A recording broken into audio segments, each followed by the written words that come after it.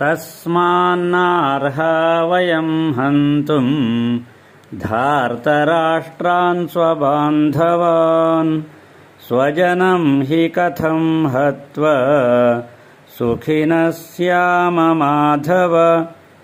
यद्यप्येतेन पश्यन्ति लोभोपहतचेतसः कुलक्षयकृतं दोषं मित्रद्रोहे च पातकम्।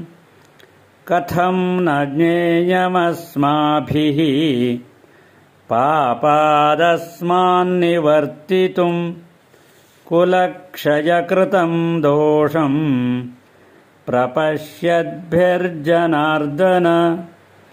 कुलक्षये प्रणश्यन्ति कुलधर्माः सनातनाः धर्मे नष्टे कुलं कृत्स्नम् अधर्मोऽभिभवत्युत।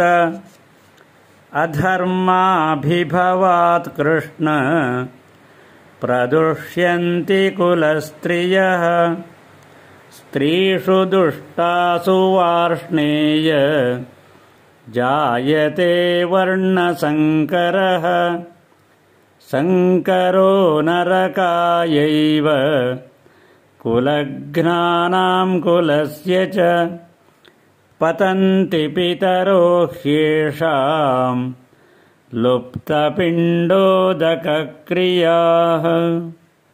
हरिः ओम्।